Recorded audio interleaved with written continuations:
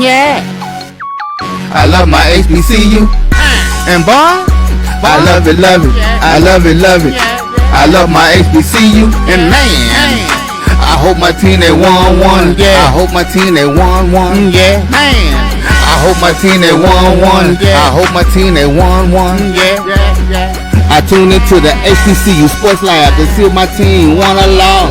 If they lost, I'm quiet as a mouse. But if they won, keep tab. I'ma do the dab, yeah. Dr. Cavil, he know what he be talking about. Mike and Charles, they know what they be talking about. They compress the analytic data with your hip hop. If you know them like I know them, they gon' tell you if your team, if they won or lost, and who the ball. So listen to Professor, yes sir, and pay attention, cause he gonna teach a lesson. This is Dr. Cavil with Inside the HBCU Sports Lab with Mike Washington, Charles Bishop.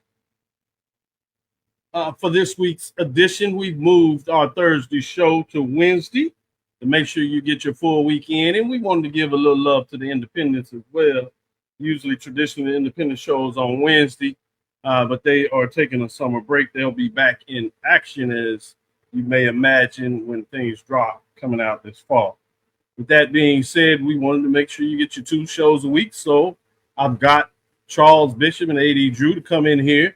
Perfect timing, as we had the SIAC Median Day, and that does conclude all the 4 HBCU NCAA football participating conferences that had their media day thus far. So we'll do a concentrated version on the Division II level and give you some updates from there and let you know what's going on. So welcome to episode 839 of Inside the HBCU Sports Lab radio show and podcast, a show that's covering the sporting HBCU dash for all things HBCU sports for institutions large and small, from the NAIA to the NCAA. We share insights and information on the HBCU sports culture, HBCU athletic aesthetics to facilitate the story of the HBCU athletic program in the business of HBCU sports. I'm your host, Dr. Kenyatta, along with my co-host, Mike Washington, Charles Bishop. We're filming from our home studios and sending a signal live to Case-Wade's 1230 AM studios with the Texas Radio Hall of Famer, multi-Hall of Famer that is, Ralph Cooper, in the beautiful home of Texas Southern University from Houston, Texas. With that being said, let's bring everybody on board. How you doing, Charles? I'm doing well. I want to definitely extend thoughts to everybody that's in the pathway of Bertha out there. So it's going to be kind of a rough week as we progress through the week. So definitely everybody stay safe out there. Good stuff. AD Drew, how are you? Certainly need to ask for everybody to be safe. AD Drew, how are you? I hope she's not Big Bertha out there, everybody. I hope she's Little Bertha when she does make land and everything. But I am doing fine. My media day obligations are over. Not over. OVA, SIAC, MEAC, SWAC challenge. I am officially done. Sorry, CIAA. I need you to move a day so I can get you in one of these years and everything. But relieved, Dr. Cavil. Long story short, relieved. Good stuff. Let's move into it as we are getting hot and into it. I'm going to go ahead and go to you first, AD Drew. Since we'll have a lot of focus in terms of the SIAC Division II program in terms of HBCU news of the day. Before I do that, let me give a shout out to Professor Bishop, as he has the media shirts that we've updated. It has HBCU Sports Lab, as well as the conferences, if you would, NCAA conferences, on the shoulders with the shoulder patches of each logo. I must say, that looks good, Charles. Your arms a little buff. The logo's a nice size. You even look a little NASCAR-ish. That's a good point. With that being said, let me go back to you, AD. What's on your mind? And I know we're going to get deep into the SIAC today. But I want to take a step back to yesterday with the MEAC, and I want to talk about the deal. You mentioned that you teased it out yesterday that there was an announcement coming from from ESPN with their media rights deal, where I have the official press release. The deal includes MEAC Football plus men's and women's basketball championship coverage across ESPN networks. The 6-year agreement, the 6-year ESPN events agreement for the Cricket MEAC SWAC Challenge Kickoff presented by Toyota and the Cricket Celebration Bowl presented by Toyota. ESPN and the Mid-Eastern Athletic Conference have reached a new multi-year media rights agreement that will bring the conference basketball championships along with marquee regular season football and basketball competition to ESPN networks through 2031 through the 2031 academic year. The agreement includes global rights, and ESPN will annually present nearly 24 regular season football games, including select games on ESPN linear networks. The MEAC Men's Basketball Championship on a linear ESPN network. The MEAC Women's Basketball Championship on an ESPN linear network. All other rounds of men's and women's basketball tournaments on ESPN digital networks. Select regular season men's and women's basketball games on a ESPN network. Also announced with this deal, and I need to refresh my page because page 2 did not come through on this. Give me just a second, everybody, while I do this refresh. While you're refreshing it, big announcement from the MEAC. Go ahead and finish up, AD.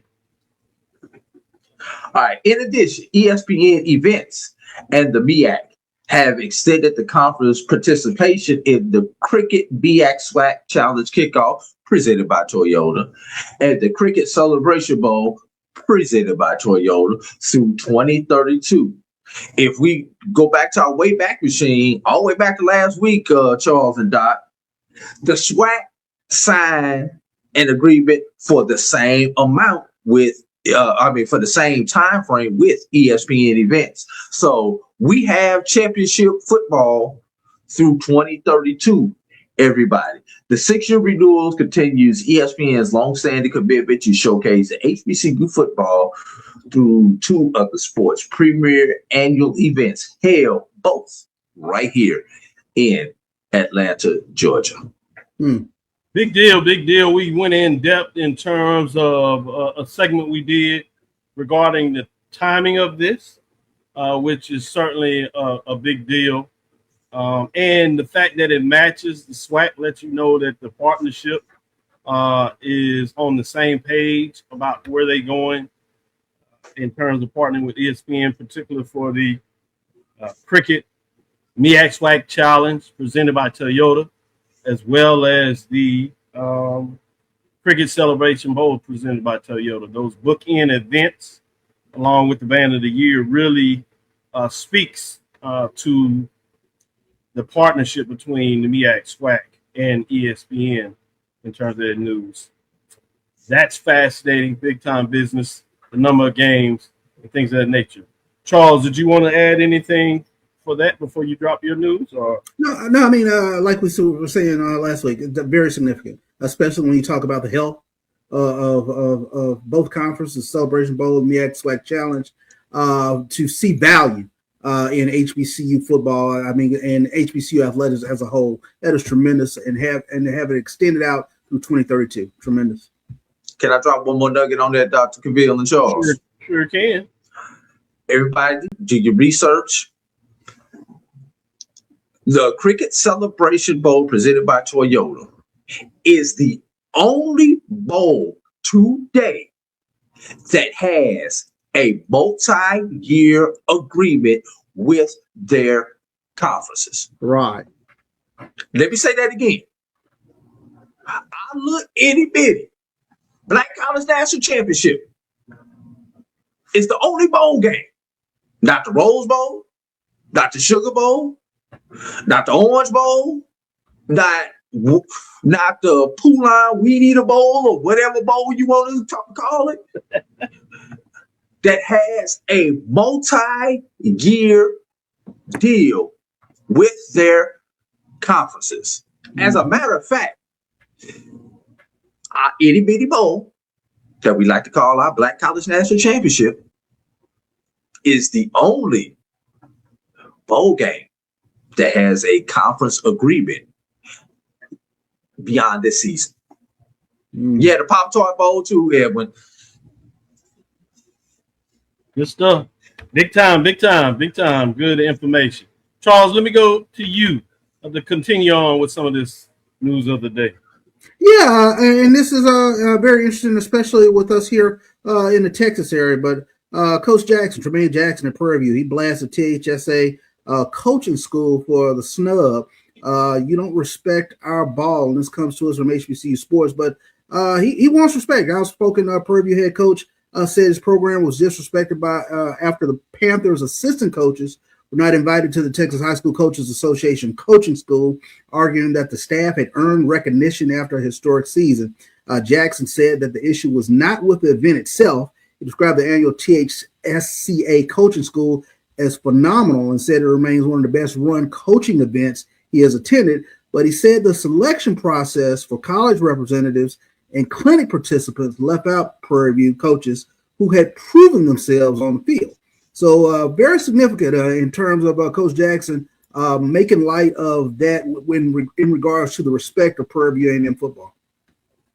Great points. I think he made an excellent point. I like the fact that he stands up. I know some folks out there talk about his, being out front in issues like that. I think this is one that everybody believes and appreciate the fact that he was out front. Good information. He also said for those folks in Texas that Prairie View was the only team in the state of Texas to play for a national championship. And he was accurate on it. He was very accurate on that in terms of playing for a national championship. Good information. Let me go back to you, Drew. What else is on your mind in terms of the news of the day, of what's out there? Big stuff. Yeah, obviously we had SIAC Media Day today, and I don't know which one of these I want to get to. Well, let's say let's say some of the SIAC for the second and third segment, because I want to break down that predicted order finish.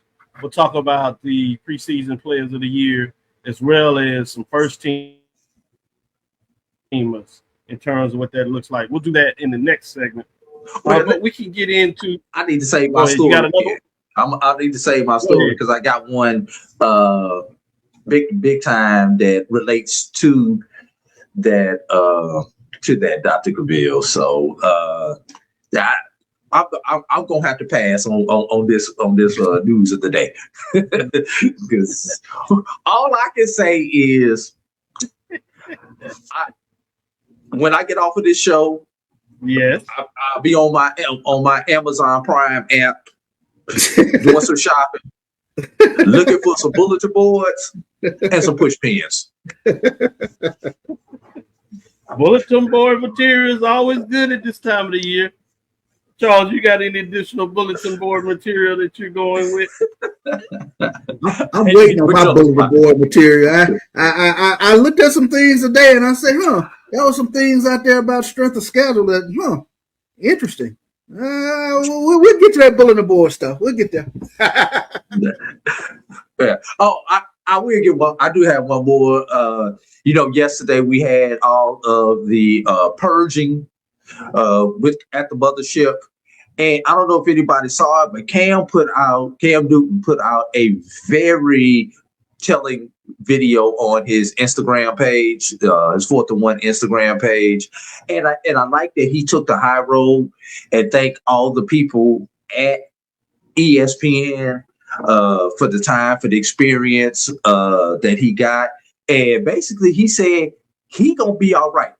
He said one of the things he's happy for was the fact that he was fortunate enough to be able to start his own platform, which is why he says he's going to be all right. And we know his 4th and 1 podcast is doing tremendous numbers. But he said there's 2 things that you cannot take away from him from his time at ESPN. And those are his contacts, all of the people that he met there at that ESPN, and oh my God, why am I drawing a blank? Because I just had it. It was his contact, and basically, in so many words, it was the knowledge that he gained while he was at ESPN. Mm. Yeah, I agree. One of the things you do can appreciate being associated with ESPN, no longer how long that time is that it puts you out front and center. It gives you a lot of context, relationships to go in your Rolodex if you take advantage of it. And then the fact that he is on the platform, and it does speak to the value of this new media format where a lot of athletes have started their own. You think about Ryan Clark with the pivot. He's in the same position in regard to his ability to still put out news.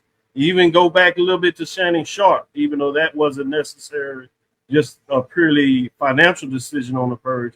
He still obviously had to leave ESPN.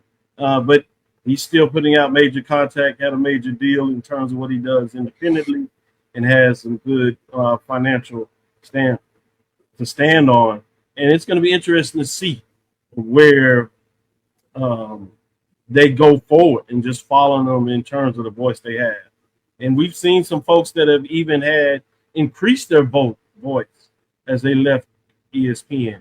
When we go back even a little further back, when you talk about some of the folks that have left over the years. And then you have the other platform. We've seen a lot of folks leave ESPN and go FS1 Sports as well and do just as good. So it'll be fascinating to see what that turns out. So let's take our first break. We'll come back on the other side. We're going to do what we just talked about and get into a little bit of SIAC talk. Talk a little bit about the first team, second team players, the numbers on the teams and things of that nature, and get your thoughts, both of your thoughts in terms of what that means going into this 2026 season for the SIAC. We'll be right back after this first break. For over 30 years, HBCU Emmett has been more than just an apparel store. We've been a movement, a statement, a legacy. We celebrate the pride, the purpose, and the culture that make historically black colleges and universities legendary. Whether you're a student or a lifelong supporter, our gear lets you wear your HBCU story with confidence and style. Because when you wear HBCU Emmett, you're not just wearing clothes. You're wearing culture. You're wearing pride.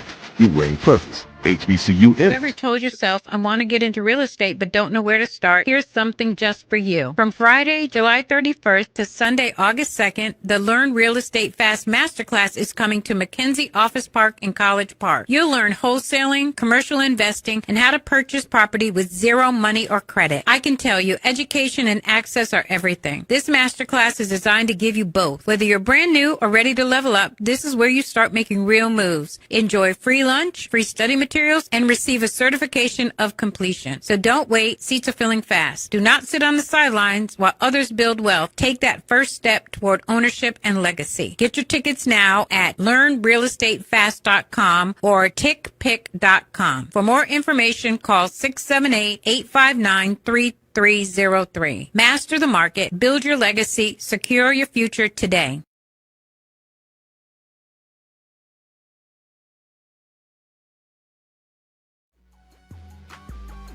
This is the Dean of the College of HBCU Sports, Kenyatta Cavil of Dr. Cavil's Inside the HBCU Sports Lab with Mike Washington and Charles Bishop. Come mix it up in the lab where the course lecture is in session every Tuesday from 6 o'clock p.m. Central Standard Time on Facebook Live, YouTube Spreaker, or the BCSN app. As we discuss all things about the HBCU sports culture, including exploring the week that was in the sporting HBCU diaspora, as well as the upcoming week of HBCU Sports. With me, the Dean, the College of HBCU Sports, on Dr. Cavil's Inside the HBCU Sports Lab with Mike Washington and Charles Bishop. Course lecture dismissed.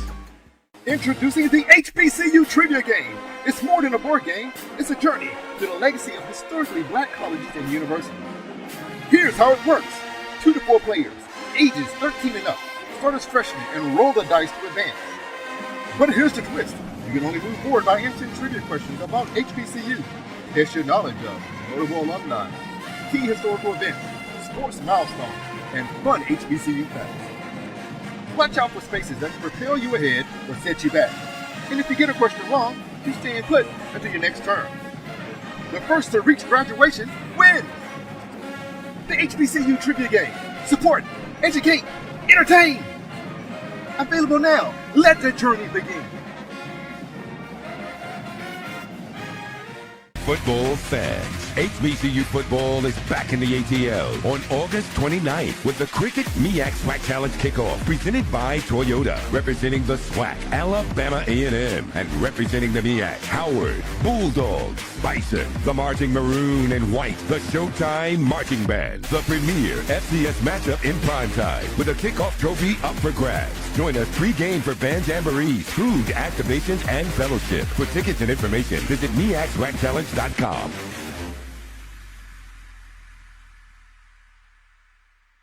Compress the analytic data with your hip hop. If you know them like I know them, they gon' tell you if your team, if they wanna lose, and who the ball. So listen to Professor, yes sir, and pay attention, cause he gon' teach a lesson. HBCU coaches board that picks clinic speakers is you don't respect our ball. And I'm sitting here and I'm getting about tired of that. You don't respect our ball because we're a historical black college. You don't respect our ball because you thought Prairie View was something that Prairie View A&M is not anymore. And I'm from this state. I know the good old boy network. I get it. That time is over with. Prairie View A&M plays real ball. We play real ball. We coach real ball. We recruit real football players. And so whatever you thought it was, it ain't that anymore. So I don't need you to text me and call me and say, hey, Jack, what are you doing? Jack knows exactly what he's doing. Jack is calling out the nonsense that continues to happen when it comes to our football at Prairie View A&M. We will not sit on our hands and be disrespected anymore. If you wanted to give coaches in the room some more good stuff to hold on to and take back to their team, then you should have invited our coaches. And I understand that you should have invited them. So we're not going to sit here and act like it shouldn't have happened. We should have been there. They should have been there. They earned it.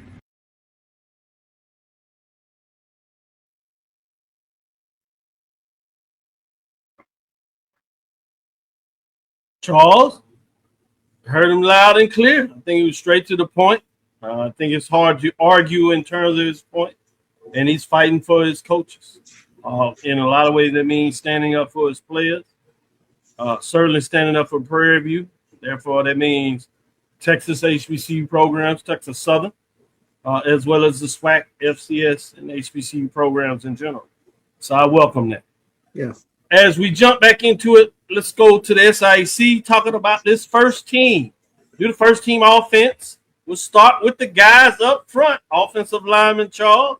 We're going to start with Chance Bush, as he is representing Allen as a junior out of Augusta, Georgia. And he is a returning 2025 first team all-conference. Also another first team all-conference that's returning this year. Another offensive lineman, Isaiah Turner, out of Benedict. A redshirt senior out of Abbeville, Georgia. Offensive lineman returning that was also All-American in 2025, Zyrus Craft. Bookending it with Allen. Allen up front has some first teamers. He's a graduate that's returning. McGee, Mississippi. And all of these linemen were first team last year. So you see the linemen that return. So a lot of talent up front for some of these teams. And look who this represented, Benedict. And we'll hear that name again in terms of offensive lineman. Isaiah Richardson, a redshirt sophomore from Charleston, South Carolina. Jason Miller, first teamer, Benedict senior, Columbus, Ohio. In terms of offensive linemen, wrapping out the top 5 here.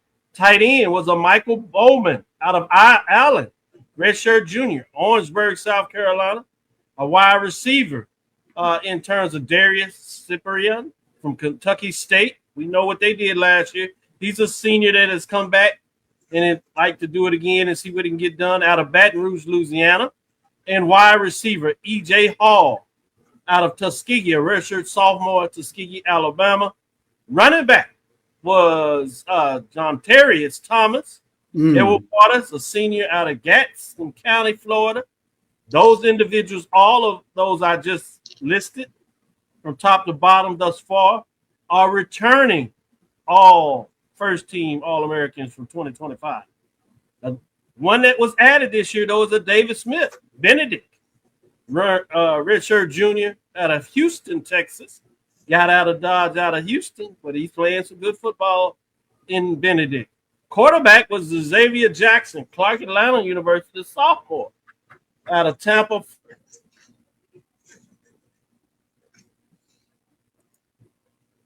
Florida. So hear your thoughts there in terms of those first teamers. You notice one thing, a lot of them are returning all SIC selections from 2025. I'm going to start with you, Charles. Yeah, I mean, this is a strong list. I mean, when you start taking a look at especially the linemen, that jumps out for me. When you start taking a look at Bush and Craft, both from Allen, Benedict has 3 selections, first teamers. That's pretty strong when you take a look at that. Darius Cyprian had a huge year last season for Kentucky State. John Terrius Thomas, game breaker. He's scary. So you got a really, really strong list of these names that jumped out coming back. These are some names to really pay attention to coming into this upcoming season.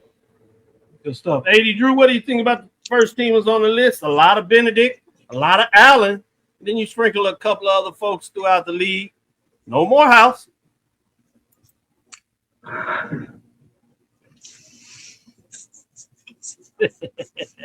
No, seriously though. EJ Hall, great wide receiver there from Tuskegee, definitely deserve to be there. One of those names that you will call in most Saturdays in the SIAC playmaker. Cam Watts, I don't think you got down to kick returners there. Dr. Cavil from Albany State. One of those guys who decided not to follow Quinn Gray. When he's back there returning the kick, you stand up and you watch, because all he needs is one block, and he can take it to the house all the time and everything. But there was a little bit of more house there. You ain't got to the defensive side, so let me stop right there, because you ain't got to the defensive side yet. I'm glad that you did talk about those special returners. I'm gonna add these before I go to the first team defense. Kicker, LaCorin, Ryan's Tuskegee senior, Limerick, Ireland. Punter, Elon Hall, Fort Valley State senior, Kennesaw, Georgia. Punt returner, Dante Curry Jr., Fort Valley State junior, McDonough, Georgia. And as you said, kick returner Cameron Watts, that's come back representing Albany State, a senior from Tyrone, Jordan. Ryans, Curry Jr., and Watts are also 2025 SIAC, all SIAC selections from 2025. Let's look at the defensive side of the ball for the first team. As AD was getting a little excited about that side. When you talk about defensive linemen, the front four, you got Dedrick Drayton, Albany State redshirt senior, I should say, College Park, Georgia, 2025 SIAC selection. Then we have some folks that are getting their first time getting some great recognition. Jaden Cleveland, another defensive lineman, Clark Atlanta Jr., Montgomery, Alabama. Another guy from Montgomery, Alabama, representing Morehouse, is Zach Underwood. He is a redshirt sophomore from Montgomery, Alabama, as I said. Last on the defensive front is Mizaiah Wales, Tuskegee, graduate, Jacksonville, Florida. Let's go to those linebackers picking in your window. Trevon French, Edward Waters, a junior, Powder Springs, Georgia. He is a 2025 SIAC all SIAC selection, is getting his due in 2026. Newcomers, Bishop Blakely, Central State senior, Rancho Cucamonga, California. Hadn't heard that in a while. Sean Johnson. Morehouse, senior, Noonan, Georgia. Defensive backs, no-fly zone, starts with Trevion Searcy, Central State senior, Macon, Georgia, and Aaron Kasham Allen, redshirt junior, Covington, Georgia. Those two guys are 2025 all SIAC selections getting their due in 2026. Two newcomers, Lawrence McConnell, Kentucky State senior, St. Louis, Missouri, 80.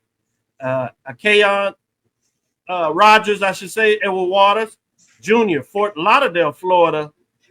Break it down for the first team All-American selection for the SIAC. I'm going to start with you, AD Drew. We did hear Morehouse name called a couple times on defense. So they're represented in terms of first team All SIAC in 2026 on the defensive side. I'm sure you like that.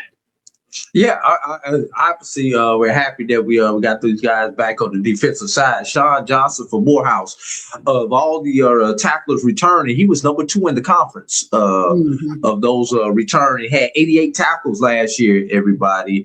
45 of those were solo. And Zach Underwood, also one of the top returners.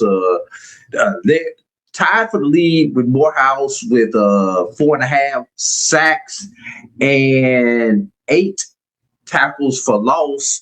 Also, some of the top numbers in the SIAC of those who are returning for the Maroon within the conference.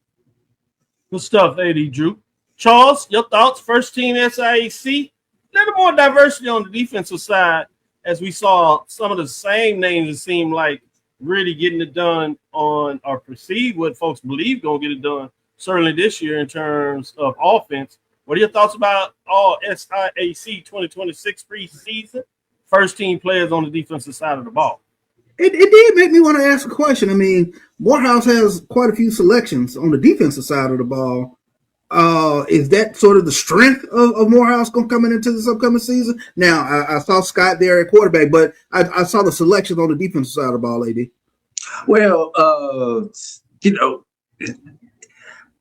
yes, but Morehouse, the way the team was constituted last year, they had a team that was going to outgun you and everything. But the kids that we do have returning on the defensive side of the ball, all of those were playmakers. So that's what it is, Charles. It's like all of our playmakers are back. What we lost was the back half of our defense last year. We lost our secondary. I think we've got one guy who happens to be when we get to the second team, he's on the second team. But you talk about the front seven that's coming back for this team. This is an experienced front seven for the Morehouse Maroon Tigers, everybody. And when I say experienced, they actually put up numbers and everything. So new secondary, but front seven, I challenge you to find a better front seven that's returning than the Morehouse Maroon Tigers. And to your point, while the first team wasn't that deep, Charles, we won't take a deep dive in the second team, but since you brought it up, you got 2 offensive linemen for Morehouse on the second team. You have a wide receiver also on the second team. And then all important, you have a quarterback, Miles Scott, senior for that matter, also on the second team. So you kind of put it together. You can see Morehouse is actually pretty solid on offensive side of the ball that AD Drew just broke down. So, while you all want to be first team, I think the bigger day when you really want to look at it, how much talent do you have really between the first and second team, to me, stands out a little bit more if everybody produces. Voting goes how it is. Sometimes it's kind of where you finished last year or how hot you were late, not necessarily as others, more at the stats that Drew just broke down. So it's the composite, and it gives some folks on Morehouse and some other players for that matter, the second team, it gives them a little something to push for to see all important at the end of the year. Can they get that first team nod based on what did they get done, which should help their team the most. Let's take our second break. We'll come back on the other side, give you offensive and defensive preseason players of the years. Then we'll get a little bit into that predicted order of finish and get a little more of this discussion where AD Drew really is going to make some strong points, particularly when you talk about that collage I just talked about, first and second team. Does it add up to where you predicted order of finish?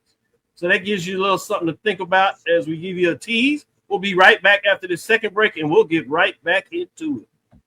This is Brian Fulford. AD Drew and I are co-hosts of the BCSN Sports Lab. We talk about all things related to HBCU athletics. From the games, teams, coaches, and fan interest stories, we cover it all. You can find our shows on Facebook at BCSN Sports Lab, YouTube at MyJBN Online, and everywhere you listen to podcasts like Anchor, Spotify, Google, and Apple Podcasts. You can also find the show on the Jericho Broadcast Network's app. Make sure to download. We look forward to you joining the conversation and being a part of the show. You're looking for the latest information on Southern University sports, the Southwestern Athletic Conference, and HBCU athletics. There's only one place to go. Tune in to the Carlos Brown Show, exclusively on the Black College Sports Network. This is the Dean of the College of HBCU Sports, Kenyatta Cavil of Dr. Cavil's Inside the HBCU Sports Lab with Mike Washington and Charles Bishop. Come mix it up in the lab where the course lecture is in session every Tuesday from 6 o'clock p.m. Central Standard Time on Facebook Live, YouTube Spreaker, or the BCSN app, as we discuss all things about the HBCU sports culture, including exploring the week that was in the sporting HBCU diaspora, as well as the upcoming week of HBCU sports. With me, the Dean, the College of HBCU Sports, on Dr. Cavil's Inside the HBCU Sports Lab with Mike Washington and Charles Bishop. Course lecture dismissed. For over 30 years, HBCU Image has been more than just an apparel store. We've been a movement, a statement, a legacy. We celebrate the pride, the purpose, and the culture that make historically black colleges and universities legendary. HBCU Image, a Kenny T's company. Introducing the HBCU Trivia Game. It's more than a board game. It's a journey to the legacy of historically black colleges and universities. Here's how it works. 2 to 4 players, ages 13 and up, start as freshmen and roll the dice to advance. But here's the twist. You can only move forward by answering trivia questions about HBCU. Test your knowledge of notable alumni, key historical events, sports milestones, and fun HBCU facts. Watch out for spaces that can propel you ahead or set you back. And if you get a question wrong, you stay put until your next turn. The first to reach graduation wins. The HBCU Trivia Game. Support, educate, entertain. Available now. Let the journey begin. Football fans, HBCU football is back in the ATL on August 29th with the Cricket MEAC SWAC Challenge Kickoff presented by Toyota, representing the SWAC, Alabama A&M, and representing the MEAC, Howard, Bulldogs, Bison, the Marching Maroon and White, the Showtime Marching Band, the premier FCS matchup in primetime with a kickoff trophy up for grabs. Join us pre-game for fan jamborees, food, activations, and fellowship. For tickets and information, visit MEACSWACChallenge.com.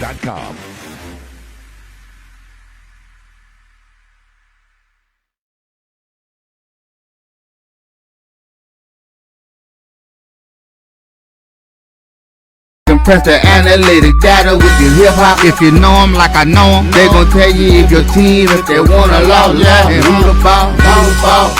So listen to Professor, yes sir, and pay attention, cause he gon' teach a lesson. Certain things, it was like, dang, that's messed up how they did Ryan.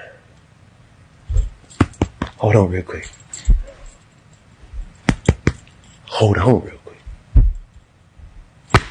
Hey, you could go with it too. They're like, dang! You have to make light of something, because for me, if this isn't a way for all athletes and even content creators to learn one important rule of the times that we live in right now. Mm-hmm. If you don't own your own platform, you're going to get overlooked, bypassed, and be extinct just like dinosaurs. Mm. Look at what's happening here. Okay. It's unfortunate what happened to Ryan Clark. But what I will tell you is this. Ron Clark going to be okay. The pivot ain't going nowhere. Yeah. It's unfortunate what happened to me, some would think, but I'm good. 4th and 1 ain't going nowhere.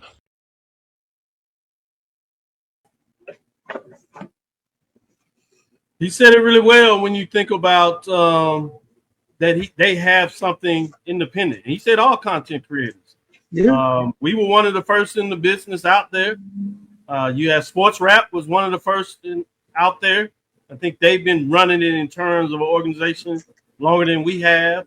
Unfortunately, we kind of got them when we started doing episodes, so we may have more content episodes than them. But it's a friendly rival. We're not going to go back in terms of who had first, who what, in terms of what that means. But it's important from the standpoint that the foundation is there, and the fact that we partner with Black College Sports Network that has other individuals such as Carlos Brown, Charles, as you know, that's been in the game longer than any of us. He just switched from radio, which was his own pivot, to doing his show and getting things done. So it is important. We lost Charlie Neal that welcomed us all in terms of his partnership. And we had a chance to, in some ways, partner with some of these larger, if you would, folks, larger brand names, I should say, in terms of what that looks like. So I think that's significant when he says that, because there are some other folks that they also tapped on the shoulder that may have not had their own thing going on. It doesn't mean they can't start something, and certainly hope that they'll have other opportunities. And most importantly, which we'll talk about all athletes, whether they're in college and getting some significant deals or in the pros, the fact to make sure that they manage their money. And not only do they manage their money, when you talk about Brown, previous of the Celtics, now with Philadelphia, they talked about also how to make sure you manage your money and be careful about who you give that money to, in regards to they really have your best interest. So this is an opportunity to talk about that. Another way to do that is with these preseason offensive and defensive players of the years that are going to get this limelight. One of the things that I've noticed, getting the opportunity not to be there in the present, but being there, is Dr. Holloman, and he announced the Hall of Famers. And this year there was several of them that were entered posthumously in terms of getting into the Hall of Fame, but there are others that will get to celebrate it. I'm sure their family be recognized, which is extremely important. But he talked to the young folks in terms of them being excited, getting this opportunity to be in representing their institution. Those that are all conference, first and second team. And he talked about the fact that stay the course, do the work, and they may have the honor of representing their team and being called a Hall of Famer. So I thought that was really a big moment. It kind of ties in with never knowing where your opportunity comes and being prepared for that. As professors out there teaching classes, not only do we teach our content, particularly when we have a chance to be with our HBCU students and students in general, we talk about them understanding their brand and starting recognizing their brand early in such a way that they can build off of it and teach not just lessons out of the textbook, but world opportunities, whether that's partnering with us on the show, which we've had some students do. We just had one student that did 1876 and just got a picture of her ID that she is in a graduate program at the University of Nevada, Reno, where I have a relationship with the dean in a whole other college. And she's getting financially taken care of to go get her graduate degree. You never know what direction the world will take you, particularly when you're open to opportunities. So I did want to share that, and I wanted to give Dr. Holloman, the commissioner of the SIAC, some credit for providing some very sound advice during their media today. Look nice out there too, brother. With that being said, let's get into this offensive defensive player of the year. Get your thoughts on this. John Terrius Thomas, Edward Sr., Gadsden County, Florida, in terms of getting the call as the offensive player of the year. Big time in terms of what that looks like. I think that's fascinating when you talk about what he brings to the table, representing Edward Waters as a running back. It'll be fascinating to see what that looks like. Also, Edward Waters which may give you some thoughts in terms of where they were predicted on their order of finish. Trayvon French, Edward Waters, the junior from Powder Springs, Georgia. We talked a little bit about what he brings to the table. He is a linebacker. So it'll be fascinating to see if that adds up. Get your thoughts on these two guys getting the nod as the preseason offensive defensive player of the year. Charles, starting with you. Tremendous amount of talent on Edward Waters' football team when you talk about the preseason offensive player of the year, preseason defensive player of the year. And I know we'll talk about it, but I mean, it jumps out for me on Jackson State's schedule. They have Edward Waters, who's predicted to finish first in the SIAC, as well as Tuskegee in the first month of the season. And Tuskegee got a pretty high ranking today as well. So it speaks to the level of talent that sits around in the SIAC. And we see a lot of those players, they make the bump up to either Division I FCS or FBS schools in terms of transferring. But it's a lot of talent. And I think the days of just sort of seeing those teams on the schedule and overlooking them, they're long gone. You have to take them very credible. I can attest to it firsthand because I sat through Tuskegee whooping Jackson State once upon a time, as well as Kentucky State whooping Jackson State once upon a time. So I think, fan bases have come to realize that you just can't overlook teams just because they're Division II. I'm going to point out something when we get to this next one about you talking about schedules. Jackson State makes it a little more interesting, the D2s that they have on their schedule based on where they predicted or to finish. I know nobody wants to hear that, and rightfully so, but still, something to keep your eyes on, at least provide some talking points going into those matchups. With that being said, AD Drew, your thoughts in terms of these preseason offensive, defensive player of the year?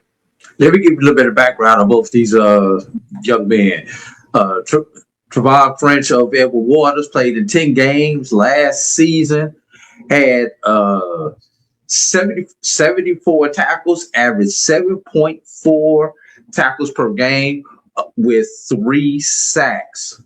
And John Terry Thomas, the offensive player of the year for Edward Waters, running back, played in all 10 games. On 145 attempts, gained 1,016 yards. That is 7 yards per carry, everybody. 7 yards a carry with 8 touchdowns, averaged 101.6 yards per game, everybody. The only person who outran him last year was Fabian Duncan of Allen. Allen, yeah. Good stuff, good stuff. Let's get to the good part. Predicted order finish from the SIAC. Number 13, Lane. Number 12, Morehouse. Number 11, Central State. Number 10, Clark Atlanta. They don't believe about the AAU Center. I know that much. And moving on up, number 9, Savannah State. Number 8, Fort Valley State. Number 7, Miles. Number 6, Allen. All those first-team offensive linemen didn't press some folks. At number 5, Kentucky State. Number 4, Albany State. Number 3, surprising maybe to some, but Tuskegee. They're predicting that they will get back in the football business. Number 2, Benedict. Number 1, Edward Waters. Those Tigers, pesky Tigers, whether they're golden or not, top 3 teams have Tigers on the index. Interesting to see there. I'm going to start with you, Charles. And as I said, Jackson State has number 1 and number 3 on their schedule in regards to the predicted order finish. But besides that, since we're talking about D2 SIAC, what are your thoughts in terms of this predicted order finish? What surprises you most? Morehouse at the bottom. Clark Atlanta has a second-team quarterback. Morehouse has a lot of total players. Or the fact that Edward Waters is picked number 1. Tuskegee. What surprises you or what doesn't? Yeah, I think, well, let me start here. Allen at 6. That one kind of jumped out for me in that when you take a look at Allen from a national poll ranking perspective, Allen sits at number 8 when we're talking about the Black College poll. So for them to be sitting at 6, that was an interesting juxtaposition for me there in terms of taking a look at Allen, especially with what they have coming back on the offensive line.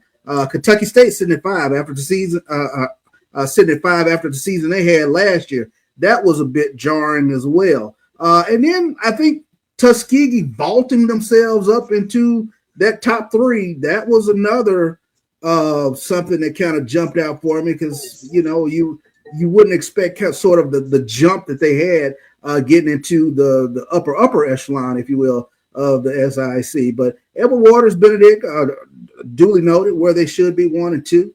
Edward Waters, I think, when you take a look at the talent, we talked about the offensive preseason player of the year, defensive preseason player of the year. It's warranted that they would be up there. But Allen was the one that jumped out for me, sitting in the middle of the pack there at 6. And then Morehouse to have as many selections as they do. But, AD, I'll leave that meat on the bone for you, brother. Yeah, good stuff. Well, Charles, we're just going to step back for a minute, hand the mic to AD Drew about Morehouse, or just really overall predictor or the finish in all seriousness. But we'll give it over him and get his thoughts now. All right, here we go, everybody. No respect for the state of Georgia itself. If you look at the bottom half of this poll, you got 4 of the 5 schools within the state of Georgia sitting in the bottom half of the SIAC. Morehouse, Clark Atlanta, Savannah State, Fort Valley, and what a lot of pundits expect, Albany State to be sitting down there with everybody else in the state of Georgia. That's number 1. Number 2, Kentucky State. Kentucky State got a lot of problems going on that go beyond football. I don't expect Kentucky State, despite them having the talent there this year, a decent amount of talent returning, with everything going on around that football program outside of the football players and coaches' controls. It's I don't know how many 18 to 22-year-olds can focus at the level to be able to be successful like Kentucky State was last year. I'm wondering, Allen, although we saw them sign the tight end out of LSU, but I'm wondering, did they lose too much in the skill position area? The line is coming back, so that gives them a chance, but I'm wondering if Allen lost too much in the skills position area. Edward Waters, you got the offensive player of the year, defensive player of the year, and deservedly so the offensive player of the year. I could go with Allen. Benedict, going to be interested with Benedict because Benedict is going to be a brand new team. I think Benedict is number 2 on based on their name right now. I'm not 100% sure about Benedict because we really don't know their roster composition. We haven't seen their roster composition. Yeah, more power to you. Hey, that's what you're supposed to think this time of the year. But here's the one I want to go. I want to get to you guys. Morehouse, the Maroon Tigers, have 10 players between the first and the second team.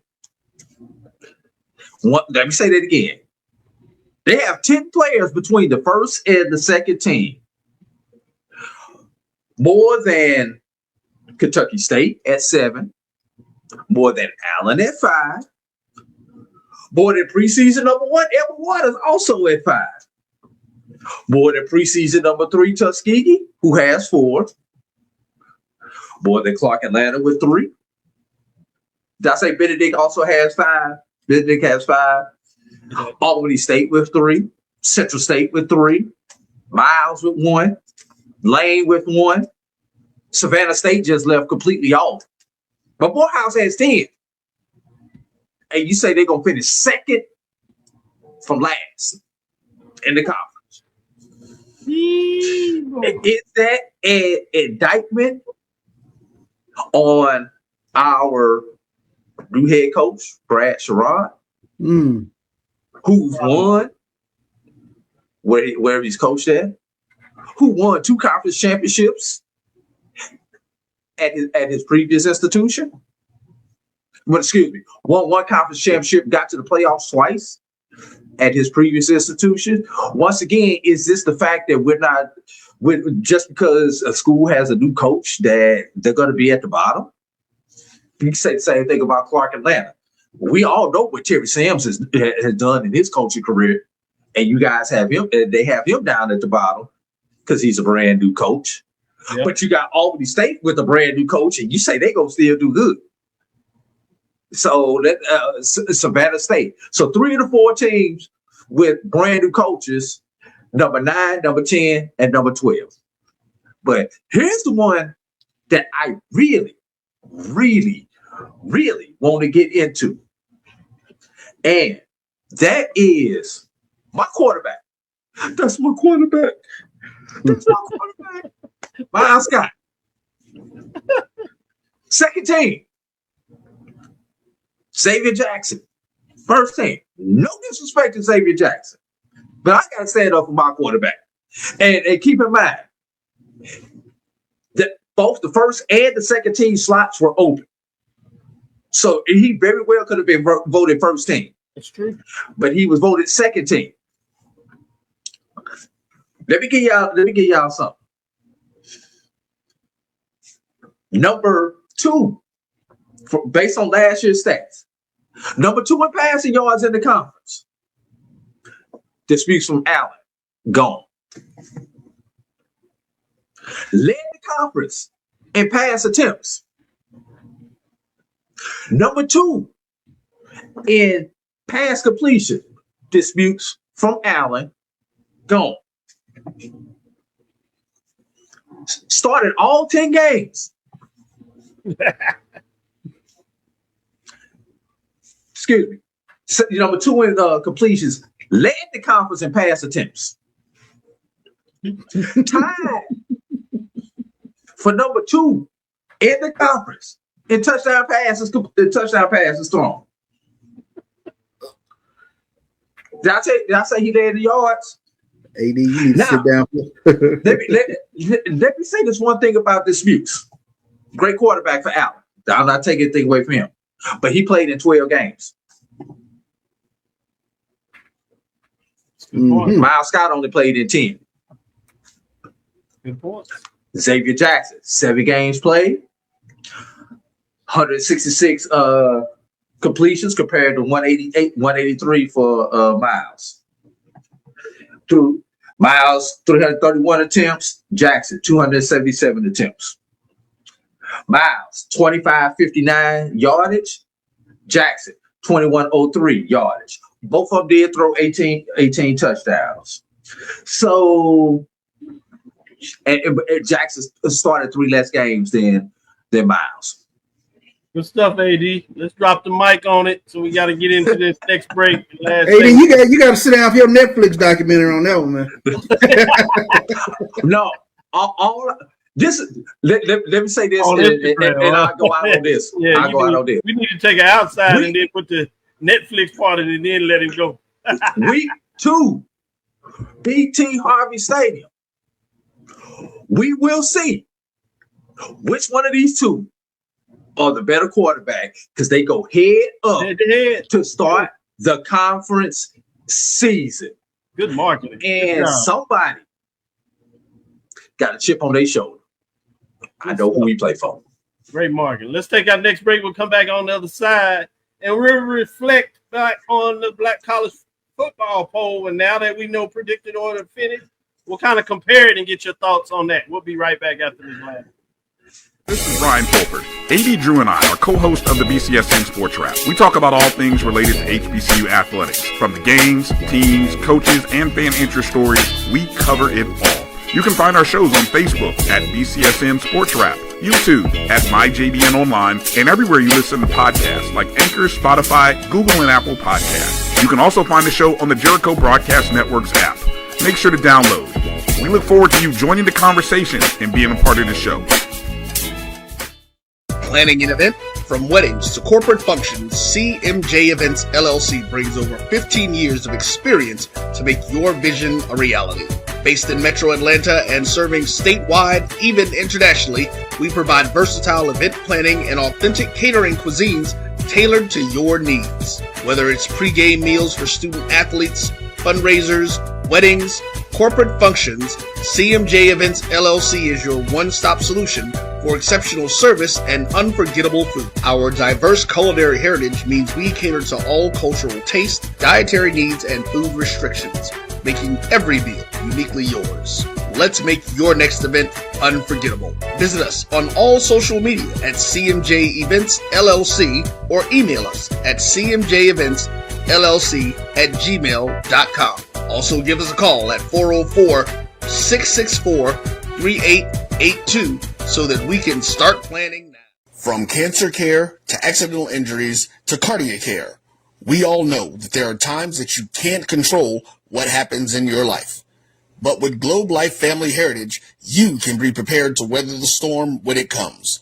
Call Dr. Beverly Eagle Rogers at 877-300-8269 or visit the website at globelifefamilyheritage.com. With over 25 years of serving communities, Dr. Beverly Eagles Rogers is here to help you and your family through difficult times.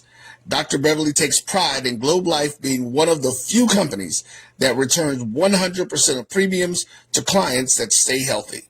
So for more information, call Dr. Beverly Eagle Rogers at 877-300-8269 or visit the website at globelifefamilyheritage.com. When it comes to professional learning, teachers deserve better. From the leader in online learning, Stride brings you the Stride Professional Development Center, an on-demand library of mobile-friendly courses that gives teachers choice and flexibility, allowing them to learn anytime and anywhere. Our dynamic courses provide bite-sized learning and help educators advance their knowledge while also gaining professional development hours. It's time you take charge of your learning. Visit us today to get started. Attention football fans. The Cricket MEAC SWAC Challenge Kickoff presented by Toyota is back in Atlanta on August 29th. Representing the SWAC, Alabama A&M, and representing the MEAC, Howard. Join us at Center Park Stadium for a full day of tailgating, football, and bands. Compress the analytic data with your hip hop. If you know them like I know them, they gon' tell you if your team, if they wanna lose, and who the ball. So listen to Professor, yes sir, and pay attention, cause he gonna teach a lesson. Dr. Cavil inside the HBCU Sports Lab. Way to go, AD Drew. Great. Drop the mic. Netflix series for Instagram moment on Dr. Cavil's inside the HBCU Sports Lab. As we said earlier, you need to have your own.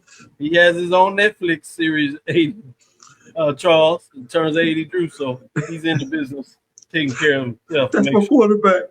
That would be good. Let's get into this Black College poll. Let me remind everybody the top 10 here, and then we're going to juxtapose that in terms of these predicted order of finish, kind of see what you all think. It's interesting when you think about the predicted order of finish because that's coaches in one particular conference and the SIDs in that conference versus this is both coaches are voting out of the CIAA and SIAC, comparing each other, along with selected media without SID. So interesting to juxtapose that. And you can see to some degree why you get some stuff different. But I think the synergy is pretty much the same when you think about quadrants, if you would, about where teams are finished. Quickly here, top 10 again. And this is the Black College Football released this preseason, inaugural season. That is a representative of all HBCU programs. There's two polls. That's the NCAA Division II that we're focused on, but you also have the NCAA Division I FCS.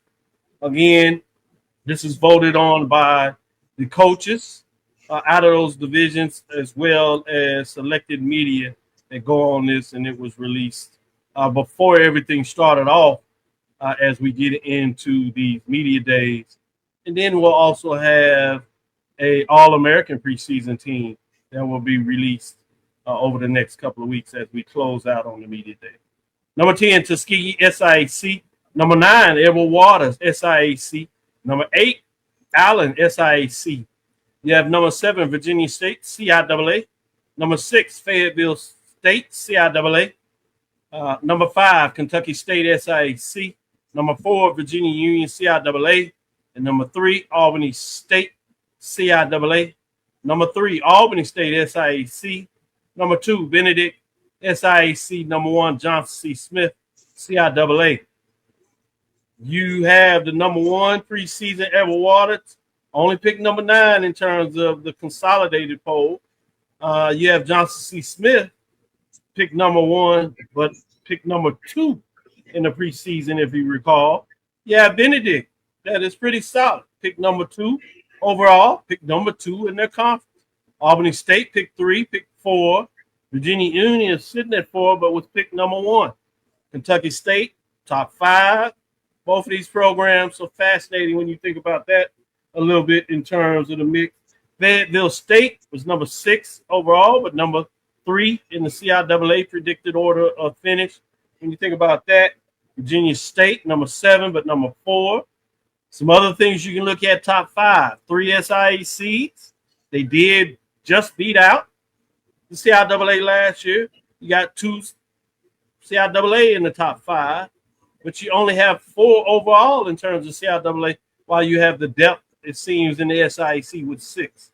Charles, what direction you want to go when you start thinking about these breakdowns, when you look specifically at CIAA or SIAC, since we're focused on it today, their predicted order of finish? Again, you got the SIDs and the coaches. When you juxtapose that against the coaches and the media pundits that were voting in these polls, who has the biggest variance in terms of looking at the national poll versus the biggest variance is Edward Waters. Edward Waters, yeah, number 1 in their predicted order SIAC, but only ranked number 9 in terms of that. Another pretty big one would be maybe Tuskegee, select 10 overall, but they were ranked number 3 in terms of the predicted order of finish.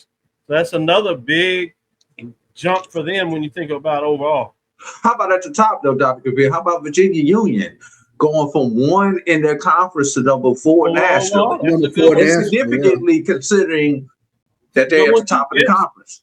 Yeah, absolutely, you're right. When you talk about the top, I think that jumps out in terms of just taking a look at Edward Waters today. Like when I saw number 1, I think that was what jumped out for me in terms of where they were nationally, and I was like, which one of us got it right? did those in the conference get it right, or those on the national look that were they paying as much attention to Edward Waters in terms of where they should be? So I think that gets settled, of course, during the course of the season. But going into the season, it does create a bit of a talking point in terms of maybe we underestimated how good Edward Waters really is. Good stuff. You see West Virginia State Yellow Jackets just outside of the top 10, representing the West Virginia Intercollegiate Athletic Conference over there. But going to you, AD Drew, what are your thoughts when you juxtapose the media and the coaches versus the coaches in the SID when they go representing their respective conference? I think one thing, and I'm glad Raymond put this up, the first place votes. I think that's something also that we should look at. Tuskegee picked number 2 in the conference. Obviously, they got some first place votes from within the voting, or else you don't finish number 2 if you don't get first place votes. But only one first place vote nationally. Virginia Union picked number 1 in their conference, only 7 first place votes nationally. So this is what I say. Dean, I need you to help me with this. Who is or who is not doing their homework? And what I mean by doing their homework, who's looking at the numbers? Who's reading the the storylines, who's looking at what they've signed, what they lost. Who's doing that? Is it the people within the conference doing or not doing their homework? Or is it us on a national level doing and not doing their homework? And I think it would be interesting, and I really wish we had the data broke down. I would really like to see what the coaches within this poll, Dr. Cavil, voted compared to what the conference poll was, and see how much those mirror each other just based on if my coach versus, because I think maybe the media, we don't know the stories, the backstories, and everything else. Those coaches know who these teams have signed because half the time they recruit the same player and they who got away from them. So just something to think about.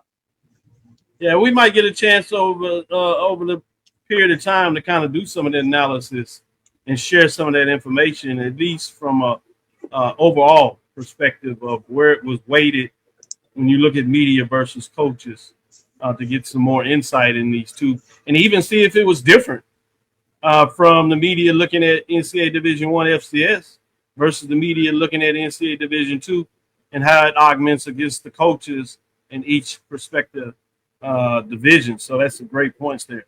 I wanted to get in a little bit something here also, if you would, that I thought was interesting. When you start to look at this schedule, which gives us a little different focus, talking about Johnson C. Smith, now that both of these out, you look at their schedule. I wanted to give some little thoughts here. We might jump around and look at some other ones now that we see in polls to give you some indication. But Johnson C. Smith plays Benedict, which is, again, preseason ranked number 2 in the conference and number 2 in overall poll. So it's pretty solid. If Benedict, everybody at least thinks is going to be strong. And so you got a 1-2 matchup in terms of the polls. You got a 2-2 matchup in terms of predicted order of finish. I think that's a big game to start this off. You got to check that out. And how much does Benedict playing at home help them out in that matchup? Then you have Golden Bulls facing up against Albany State. I mean, that has all kinds of intrigue when you talk about a first-year coach.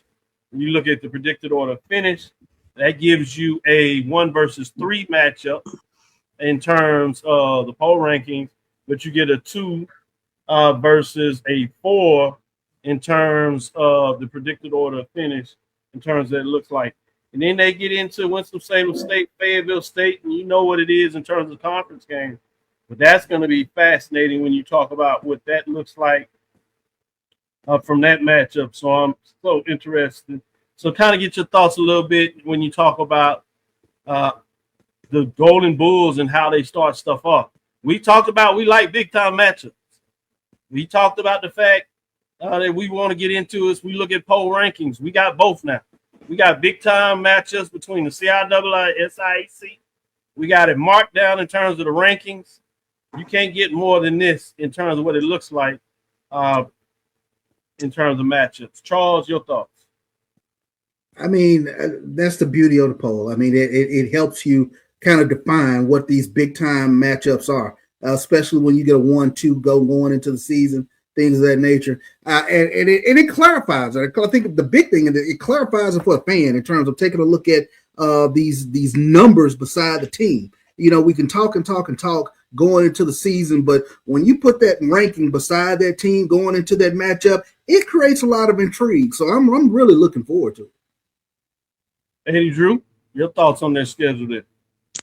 I'm wondering, is Johnson C. Smith the only Division II team, especially the only Division II contender that's playing a strictly Division II schedule? No FBS on the schedule, no NAIA on the schedule. I'm just curious because when you said that and knowing that the other 8 games are CIAA games, and I don't have the schedules in front of me, but that's intriguing, especially for a team that you consider you want to see in the playoffs. That's with success, if they handle that schedule, sets them up very well to get a high seed in the in Super Region 1. A great point when you talk about that. We might get an answer right here when you think about Benedict's schedule. I was going to give you that. And it's fascinating when you talk about what they look like from their schedule. They start out, as we said, obviously Johnson C. Smith. They have Shorter out of Carolina. So they have a straight Division II schedule also. Yep. So they have a straight D2 because the rest of them are all SIAC games. Correct. The one that you keep your eyes on in terms of these rankings is going to be interesting. The game 4, they're at Tuskegee, Charles. Then game 7, they have Edward Waters for homecoming. Then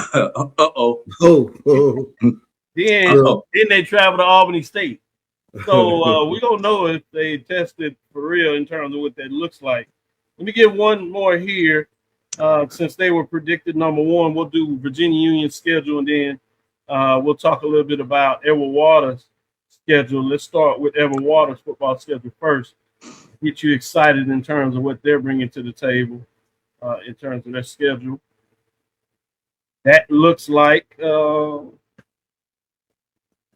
they play NIA school, in-state rival, Florida Memorial, to kick things off.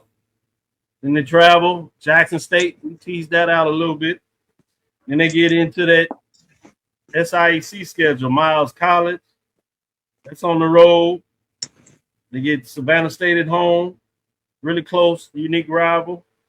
Morehouse in Atlanta, Kentucky State at home.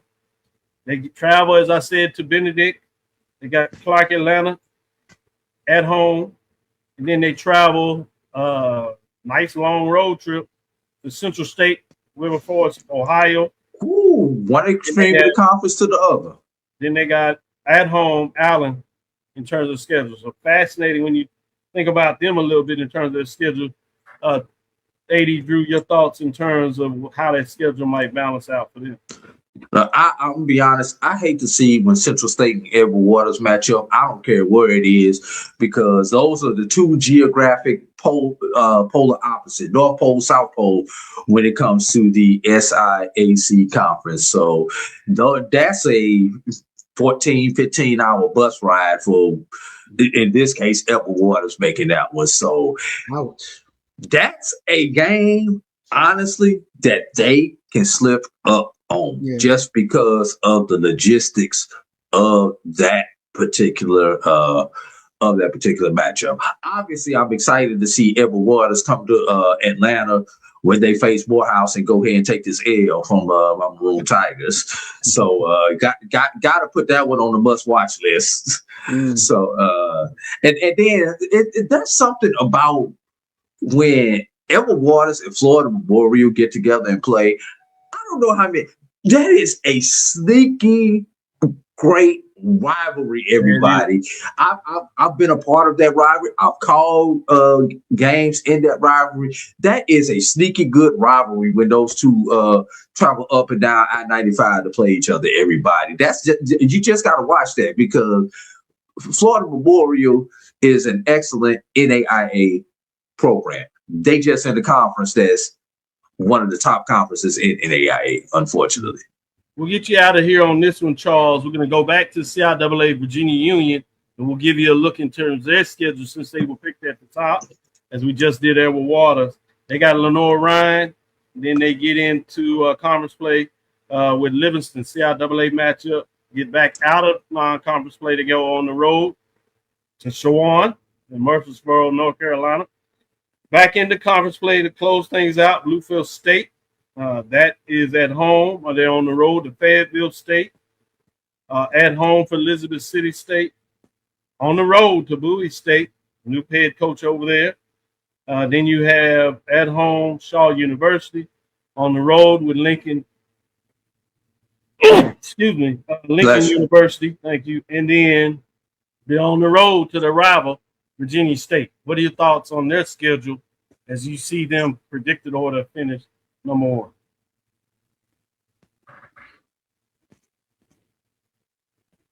I don't see a whole lot of roadblocks.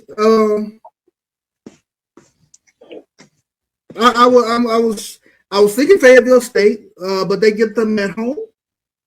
Yeah, no, that's on the road. Okay, that's on the road. Okay, that's a potential stumbling block there. Then you get the rival. Yeah, then of course the rival game. So, but for the most part, so it's not necessarily a lot of head scratching matchups. You got a couple of solid non-conference games that you want to prove yourself, but very solid winnable games. Only thing you would say about both those non-conference games, they are on the road, which is always tough. You would like always to have tough on the road non-conference. At home with that. Well, let's get out of here on this. Thank you for listening to the Inside the HBCU Sports Lab. Go ahead, Drew. One thing, this is Wednesday, everybody, instead of Thursday. I just want to remind everybody, as soon as Dr. Cavil does his closeout, to make sure you switch over to Brian, Kelvin, and Marcus over with the ONG Strike Zone right here on the Black College Sports Network. Appreciate that great plug. I was going to get in that as well. Make sure you check them out. Thank you for listening to Inside the HBCU Sports Lab. Make sure you share our podcast with friends and colleagues. I am Dr. Kenyatta Cavil, Dean of HBCU Sports, coming from inside the lab in the College of HBCU Sports with Mike Watts, Charles Bishop. We decided to give you a Thursday edition on Wednesday. Coming up in the fall, make sure you turn into the Indies as they'll talk about their matchups. They have some pretty interesting talk in terms of early matchups to see if they can get some wins. Then they got to get into conference play and see what they get done there. So you'll see them back. We'll be back on our regular schedule next week, Tuesday and Thursday, as we all have things that we got to get done tomorrow. So we decided to give you a show today. And as AD talked about, make sure you tune in after us. ONG Strike Zone. Get right back in there and HBCU football updates. And then you get into Saturday with Carlos Brown to give you some love in terms of that as well. Again, we want to thank you for listening to Dr. Cavill's Inside the HBCU Sports Lab with Mike Washington, Charles Bishop, A.D. Drew, every Tuesday and Thursday at 6 o'clock Central Standard Time, unless otherwise noted. On Sundays, as we get back in the fall, we'll give you those updates. We'll start that after week 0. Again, we want to thank you for listening to Dr. Cavill's Inside the HBCU Sports Lab with Mike Washington, Charles Bishop, every Tuesday and Thursday. We look forward to next week as we discuss the latest news in the lab. Follow me, Dr. Kenyatta Cavil, on Threads, Facebook, and Instagram. Inside the HBCU Sports Lab 1 on Facebook. Inside the HBCU Sports Lab on YouTube. Dream big. Continue to move forward. We will talk with you soon. Charles. Of course. AD. Lecture. AD has one of those shirts as well. Dismiss.